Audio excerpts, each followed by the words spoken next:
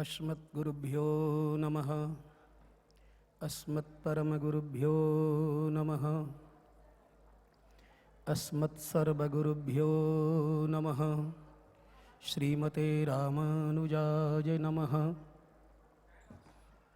लक्ष्मीनाथसमारम्भां नाथयामुनमध्यमाम् अस्मदाचार्यपर्यन्तां वन्दे गुरुपरम्पराम्।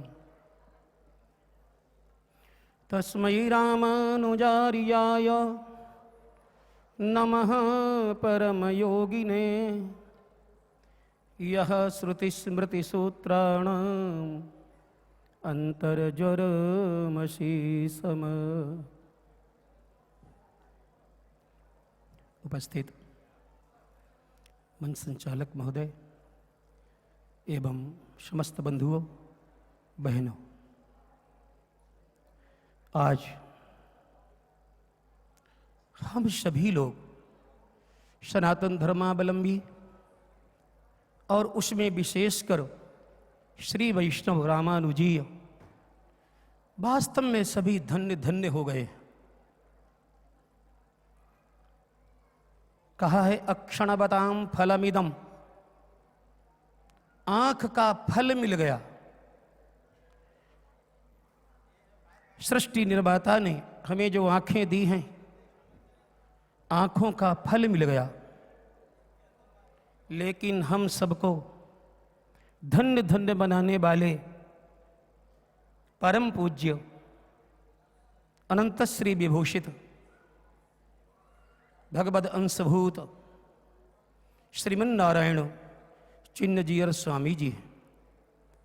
कभी कभी भगवान अपने किसी लाडले पार्षद का चयन करते हैं इस संसार को कृतार्थ करने के लिए।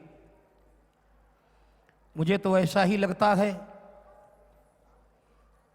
भगवान श्रीमन्नारायण ने और उभय विभूति नायक शेषावतार भगवान रामानुजाचार्य स्वामी जी ने किसी विशेष कार्य को करने के लिए परम पूज्य चिन्नजीयर स्वामी जी को इस धरातल पर भेजा है। एक बात याद आती है शास्त्र की। मानो प्रश्न किया गया, तुम कौन हो, हम कौन हैं? तो वेद भगवान उत्तर देते हैं, वैष्णवमसि, तुम वैष्णव हो। माने सब लोग जड़ चेतनात्मकम समस्त विश्व प्रपंच, और इस प्रपंच में रहने वाले हम सभी सब वैष्णव हैं। इसको चरितार्थ भी भगवान ने किया। त्रिविक्रमावतार के चरित्र में हमारे आचार्यों ने अनुसंधान किया। भगवान ने अपना विराट रूप लेकर के अपना चरणारविंद ब्रह्मांड के ऊपर रखा।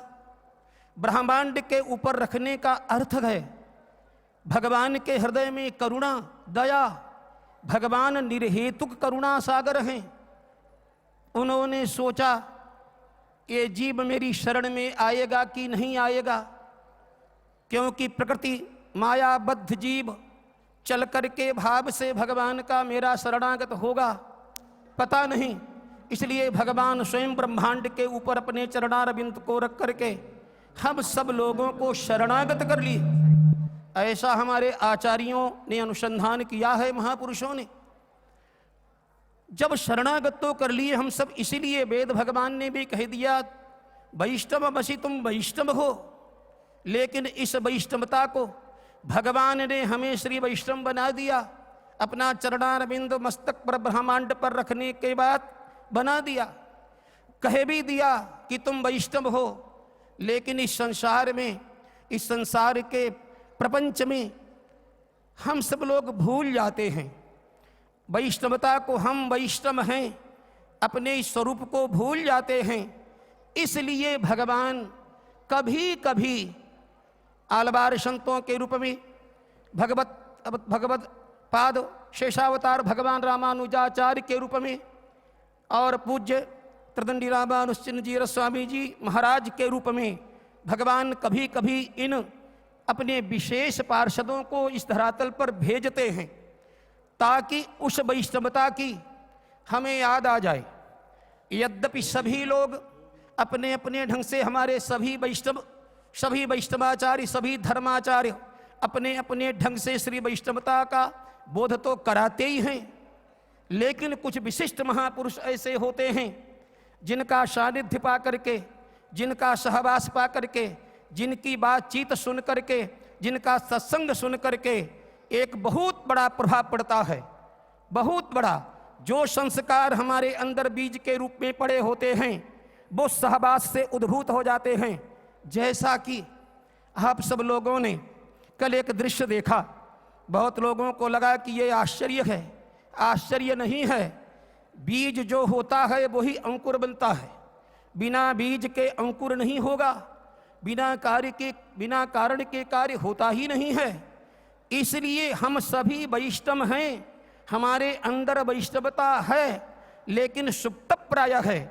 लेकिन पूज्य चिन्नजीयर स्वामी जी महाराज के सानिध्य में आकर के इस धर्मनिरपेक्ष राष्ट्र के प्रधानमंत्री यशस्वी अंदर से धार्मिक तो हैं, लेकिन बड़ी बाध्यताएं होती हैं। लेकिन उनके सानिध्य में आकर के उनके अंदर जो प्रसुप्त वैष्णवता थी वो भी जाग गई, प्रकट हो गई। और उन्होंने बड़े भाव के साथ श्री वैष्णव वेशभूषा धारण की, श्री वैष्णव ऊर्ध्वपुंड तिलक लगाया। ये सब क्या है? ये कोई आश्चर्य नहीं है। जैसे कहा हमारे अंदर सब कुछ है, अच्छाइयाँ भी हैं, बुराइयाँ भी हैं। कुछ लोगों का सानिध्य पा करके प्रसुप्त जो बुराइयाँ हैं वो जागृत हो जाती हैं, और कुछ लोगों का सानिध्य रूपी अनुकूल वातावरण मौसम पा करके प्रसुप्त जो अच्छाइयाँ हैं, भगवदीयता है वो जागृत हो जाती है। इस प्रकार से सारे जगत को जगाने वाले कहा गया, उत्तिष्ठत जागृत प्राप्य बरान निबोधत।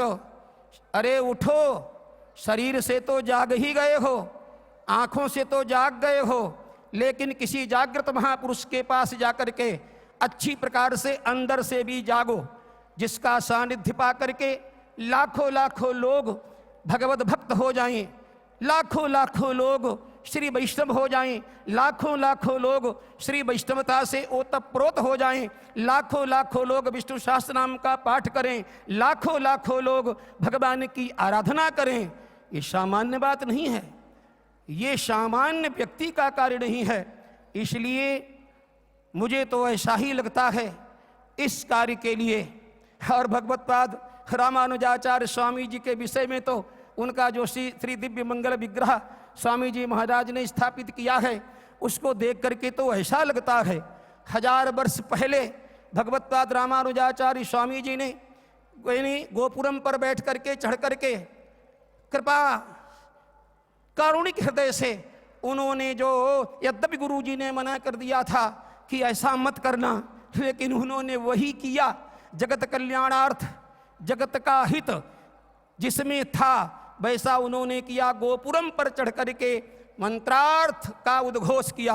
आज भगवत्पाद रामानुजाचार्य स्वामी जी का जो श्री दिव्य मंगल विग्रह है उसको देख करके ऐसा लगता है, दूर से देखने पर ऐसा लगता है मुखारबिंद का आधे स्वरूप का दर्शन होता है। लगता है गोपुरम पर बैठ करके 1000 वर्ष पहले जो उन्होंने मंत्रार्थ का उपदेश सबको दिया था, लगता है उपदेश दे रहे हैं। सारे जगत को इतने विशाल स्वरूप की परिकल्पना, रामानुजाचार्य स्वामी जी के स्वरूप का जो इतना विशाल जो स्वरूप का निर्माण हुआ है, इसकी परिकल्पना भी शायद ऊपर से ही ददामि बुद्धि योगम तम जो संकल्प कर रहा है, उन्हीं ने श्री चिन्नजीयर स्वामी जी महाराज के हृदय में ऐसी प्रेरणा दी होगी, और उनकी प्रेरणा के बिना ये संभव नहीं था।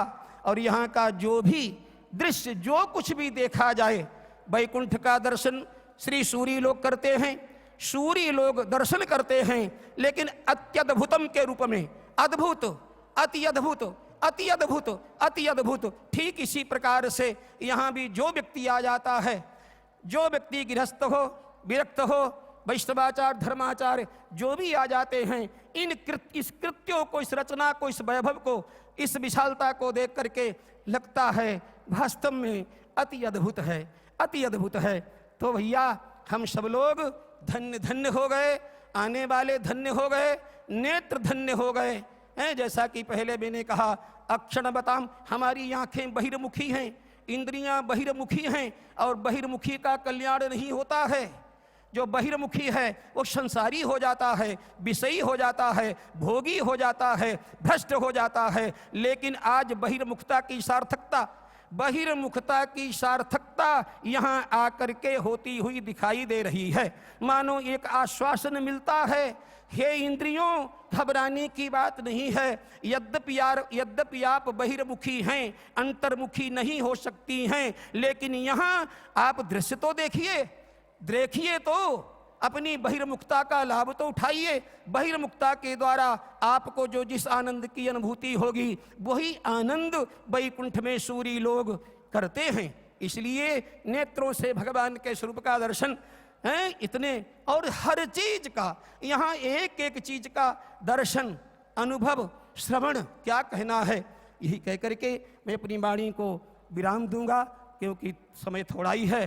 बोलिए भाष्यकार भगवान की, श्री भाष्यकार भगवान की जय। जय श्रीमन्नारायण।